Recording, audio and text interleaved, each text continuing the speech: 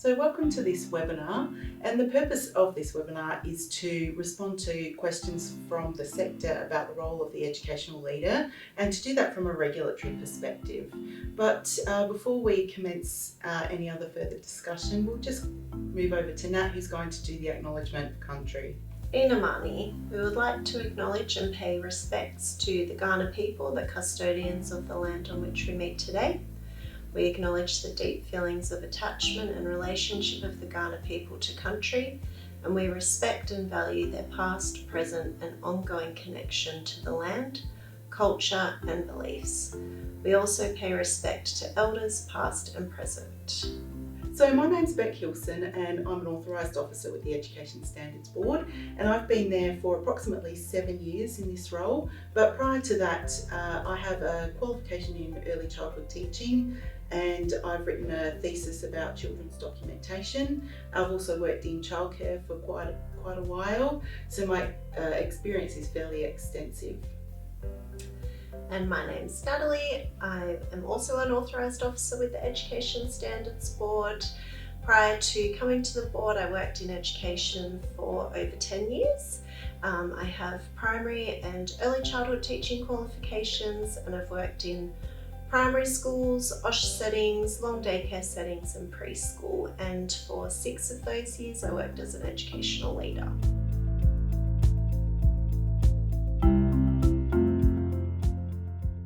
The role of the educational leader is a requirement under Education and Care Services National Regulation, as well as the National Quality Standard, or NQS.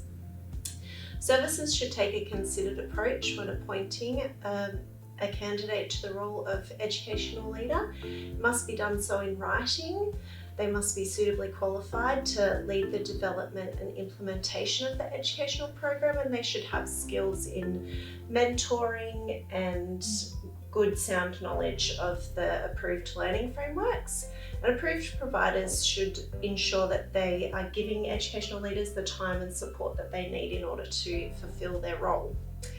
Educational leaders should collaborate with educators to be able to offer guidance and support on the curriculum, support educators to implement the planning cycle and enhance programs and practices, ensuring they can effectively assess and plan for children's learning against the approved learning framework. So in early childhood settings, that would be the Early Years Learning Framework, and in OSH settings, the Framework for School-Aged Care, which is often referred to as MyTop or My Time Our Place. The Quality Improvement Research Project, which was commissioned by ASEQA, found that effective educational leadership is essential to the provision of high quality educational programs and practice. Effective educational leaders are able to build other educators' capacity, encourage critical reflection, support quality practice, address poor practice, which can be a really challenging aspect of the role, and they will lead and manage change within the centre.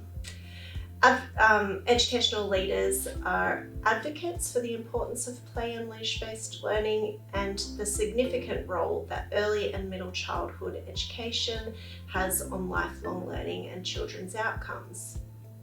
It was never intended to be a role that was just checking that educators have completed their set amount of observations for the month. It was intended to be an inspirational role which contributes positively to the service culture and builds a professional learning community where educators feel safe to ask questions, debate issues and contribute to ongoing learning inquiry.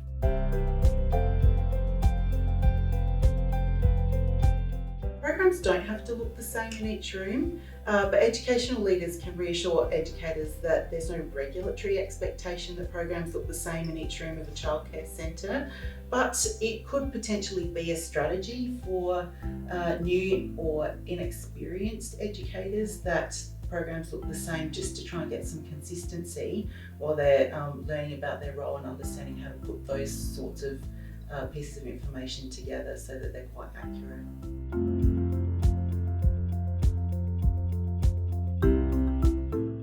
consistency can mean many different things to many different people, but from a regulatory perspective, educational leaders can address consistency in programs by ensuring all elements from Quality Area 1 are evident in all programs. So this is really important for achieving consistency. So that means programs don't have to look the same, but you certainly need to address the same elements from that quality area. But also don't forget that the service philosophy brings consistency to practice when it regularly informs decision making. So that's just as important to underpin what you're doing with your philosophy.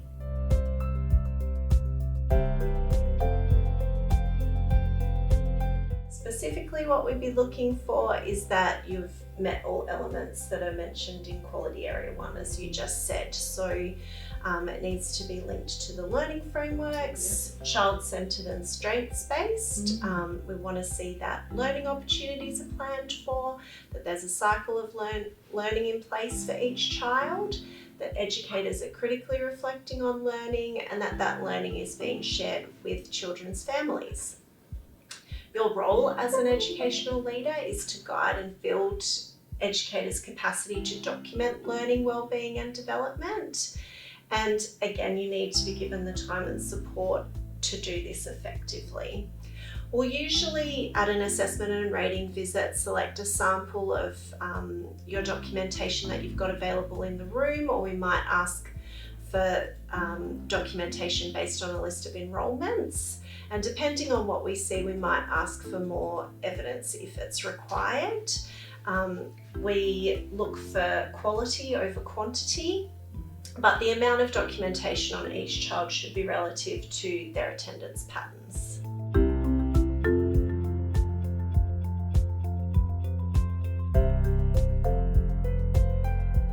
There's nothing wrong with ticking or check boxes, and these are particularly useful for new or inexperienced educators, especially when they're learning how to connect the frameworks with their program. So this is something that services might have in place for a while, but the learning outcomes can be evident without the use of these.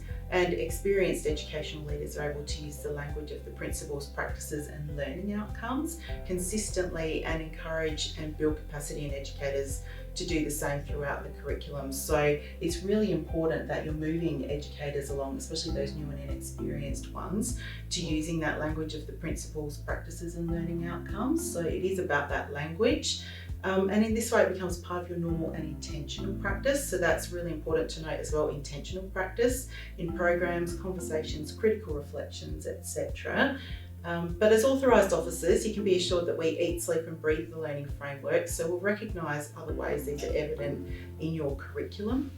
Yeah, and I think a vital point that you bring up here is that it's really important that educators are aware that we need to be seeing the practices and principles of the learning frameworks, absolutely. not just those learning outcomes, because I think a lot of times educators will get stuck at that back part of the documents and not realise that they also need to be guided by the principles and practices. That's right, and they don't exist in silos. They're actually complementary parts of the framework, so they should be used together. And that those learning outcomes are not an end point either, so that's important to remember as an educational leader as well. Yeah.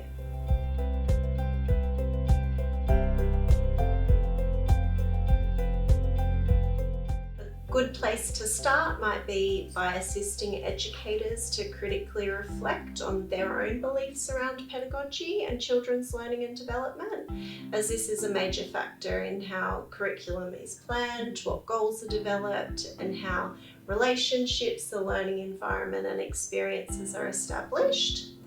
There's no one way to show this through your program. Authorised officers are trained and experienced to recognise pedagogical practice in action as well as through documentation. You might like to explore the Educator's Guide to the Early Years Learning Framework or My Time Our Place, as there's a section in both of those documents which link theoretical perspectives to pedagogical practices. I think in My Time Our Place it's included in the resource CD. So educators that believe in developmental theories might plan experiences based on children's age and their developmental stage, or plan experiences so that children can achieve certain developmental milestones, such as taking their first steps. Examples of documentation might be checklists. Other educators might have more of a socio-cultural theoretical belief, and they believe that children are social beings and they learn through their social interactions with others. So they might plan more scaffolding experiences where children can learn from more experienced or older peers or adults. Documentation here might take the form of learning stories or narratives. Most educators, however, will have more than one theory or approach that they'll use in order to guide their practice. You can discuss these sorts of things in staff meetings or in one-on-one mentoring sessions. And this way you can support educators to understand theories and approaches and how these can be demonstrated within their documentation. Intentional teaching and intentionality are mentioned in both of the approved learning frameworks as well as the NQS, and part of being intentional is looking at theories and approaches and using these to guide your practice. Yeah, it's so important, isn't it? Because theories help us explain why we do what we do and the decisions that we make. Yeah, and it can help you to understand children's behaviour and then respond appropriately to that as well.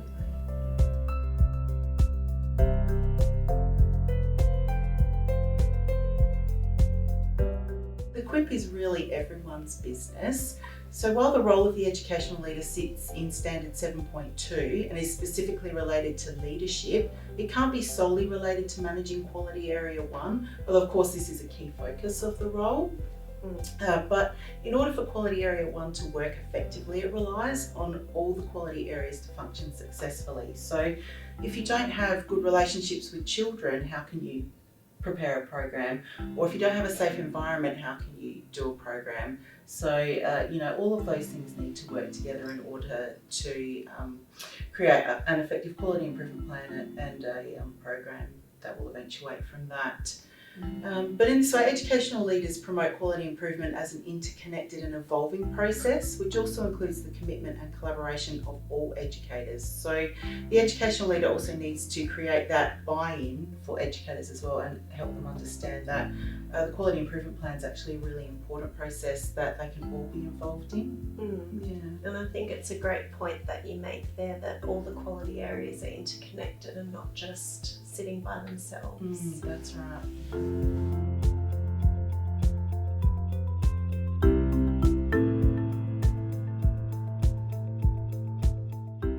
Evaluation is more of a description of an event or a judgment on a certain experience or event. Critical reflection is a much deeper process which involves examining an event or experience from different perspectives and then using that examination to guide your decisions or practices.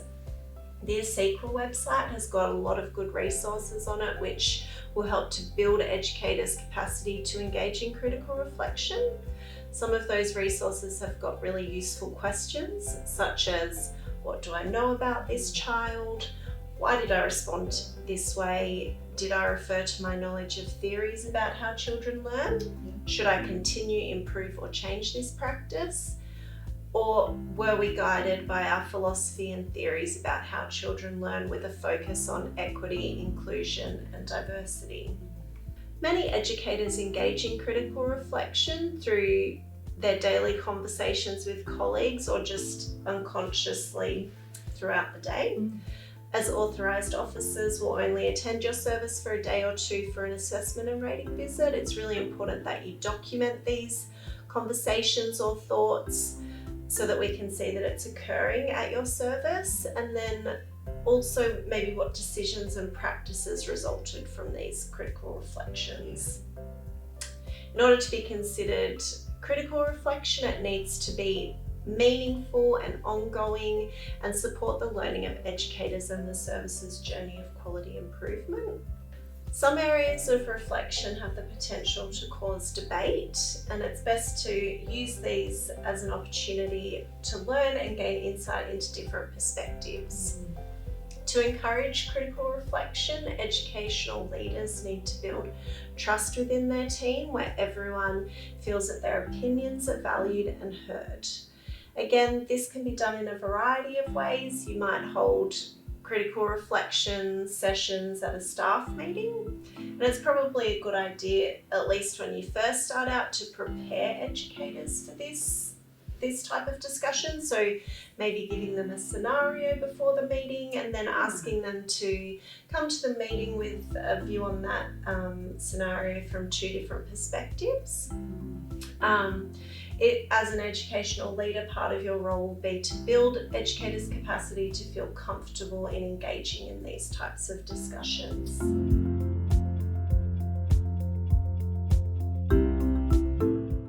So guidance as to what critical reflection looks like at the exceeding level is covered in the Guide to the National Quality Standard, which is section 3 of the Guide to the National Quality Framework.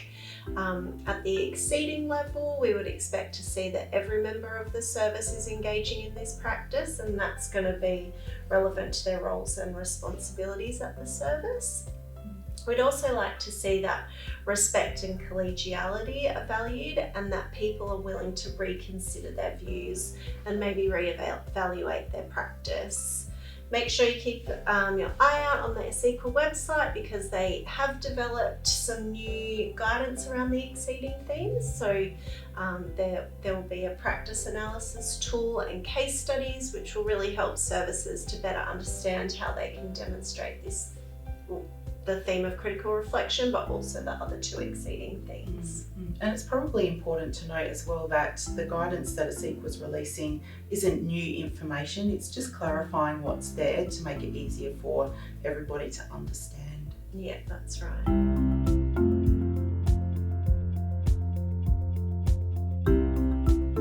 Really important that we focus especially on the word support, and this is really done in many ways, but from a regulatory perspective it's helpful for educational leaders to read the information in the guide to the NQS for element 7.2.2 and read the educational leader resource. It's going to be really important to read these as complementary documents. So ESEQA has put the time and effort into preparing both of these, so they shouldn't be read individually, especially if you're an educational leader. There's important information in both of them.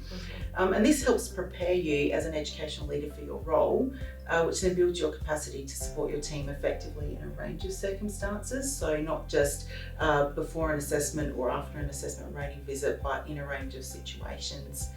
But depending on your rating after the visit, particularly if you didn't get the rating you were hoping for, and we have experienced that and other people have experienced that, you may have to manage a range of emotions and attitudes from educators.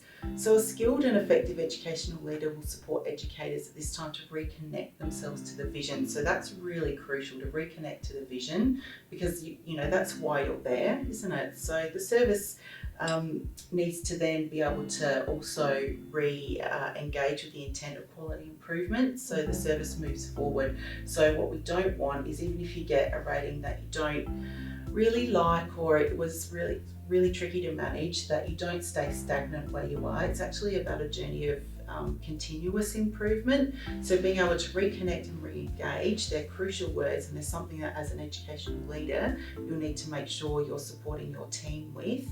And also remembering that educators will come along at different rates and paces with that as well. So people experience disappointment very differently, so rushing people through that's not going to help, but you having the skills to be able to support them will help.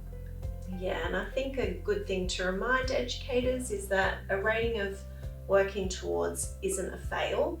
It may mean that you've just not met one element, or it might be a number of elements that you've not met as a service, but your focus should be on continuous improvement. So that brings us to the close of this webinar. Thank you to everybody in the sector that came up with these questions, and we've been really happy to answer them, and it helped to stretch us a little bit in thinking about the responses for you. And we hope that we've provided you with some helpful information. But if you want to share this webinar, you can refer people to the Education Standards Board or ESB website.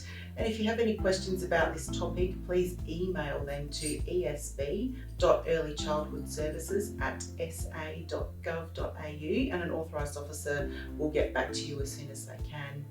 Sources used for and or referred to are listed at the end of the webinar, and there is also an educative PowerPoint presentation attached to provide further information regarding the role of the educational leader, so we expand on that role within that particular PowerPoint.